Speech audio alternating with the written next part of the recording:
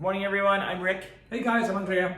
And this is episode 3 of Quarantine Cooking.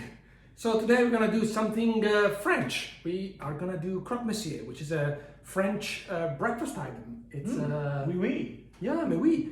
It's a French version. Toast. It's a panino, sort of it's a sandwich. Ham and cheese sandwich. A ham and cheese sandwich. But with a spruce. Elevated. You'll see.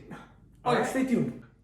So first thing first, guys, we are gonna put some aluminum foil on the baking sheet and turn the broiler on.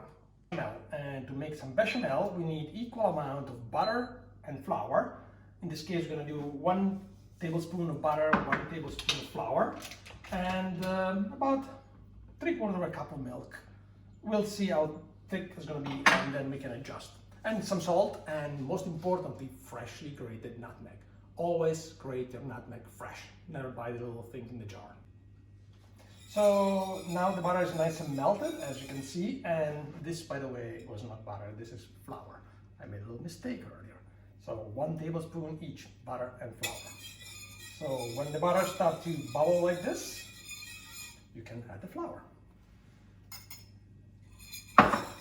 Whisk it together and make kind of a paste that I think in French is called roux.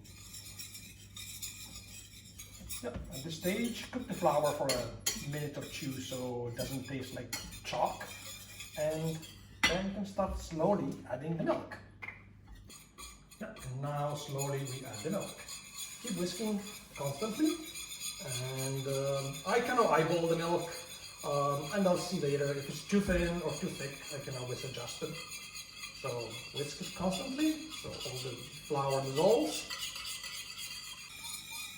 Very important thing, don't forget the salt. It's important to add the salt while you're cooking rather than after you're cooking. And even some people say, well, but the cheese and the ham is already salted. No. Every component has to be salted. Otherwise, you can always taste something that is bland. Like pasta, for example. Lots of people say, well, the sauce is salty. Why should I add salt to the pasta water?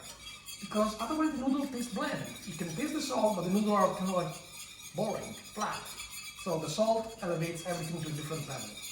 The bechamel is gently coming to a boil and it starts to thicken.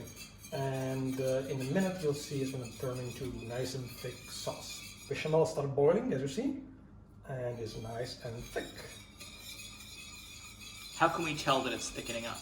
Well, when you whisk it, you feel the resistance. And it can start seeing the bottom of the pan. If you try to do that with milk, you won't. And by the way, if it looks a bit loose, it's a good thing because when it cools down, it gets even more thick. So better to be a little loose than too thick. Okay, here we are. Nice and thick bechamel.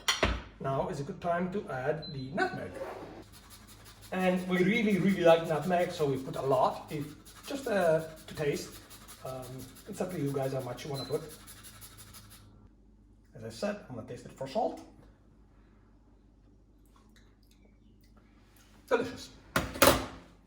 All right, so here I have some Swiss cheese, or otherwise known as Emmental. This stuff is delicious, and you can see. Does anybody know why they have holes in the cheese? Anyone? No, I do not. Neither do I, but it tastes good. So in France, they either use Emmental or Gruyere. So whichever you have available. Gruyere is delicious. Gruyere is really equally delicious. So I have my trusty little cheese grater, my handheld, and I'm going to start grating the cheese. The cheese will be used for the sandwich as it goes inside the oven. It's going to be delicious. Nice and gooey. Nice and gooey. Ooey and gooey. All right, so next I'm going to slice some ham. Now, if you guys don't have a meat slicer at home, you can buy ham that's already pre-sliced. But Why don't you show the ham what it looks like? oh yes, sure. So this is my piece of ham. It's called prosciutto cotto in Italy. Prosciutto cotto. Means cooked ham. Cooked ham. Cotto. Cotto. Prosciutto ham. Cotto cooked. Yeah. Very good. But you can use Black Forest ham or any kind of ham you have at home. So that works fine. Go ahead. Okay. This is what we're looking for. Like nice Not too thick, not too thin slice of ham. Let's assemble the sandwich. So I like a little bit of a Dijon mustard in mine. Rick doesn't, so Rick is going to be without mustard. So spread. Actually, maybe you can put like a little Wee bit. bit? A little bit. A thin layer of mustard, which is delicious with the ham. Nice ham. The cheese. A little bit of the bechamel. Delicious. Close the sandwich. Press a little bit and don't skimp on the bechamel. A little more cheese. And that's gonna go in the broiler. Alright. Okay guys, these are the assembled sandwiches in the broiler for 3-4 minutes and we're good to go. Let's go. So the cheese is melting and all nice and bubbly, and let's take a look. Ooh, look at that. Beautiful. Beautiful. And there you have it, croque monsieur. You can make it a croque madame with eggs on top. But yeah, today we just ran With a fried egg, right? fried egg, yeah, exactly. And by the way, the sandwich, you need fork and knife to eat it. Don't try with your hands. Thanks for watching guys and bon appetit.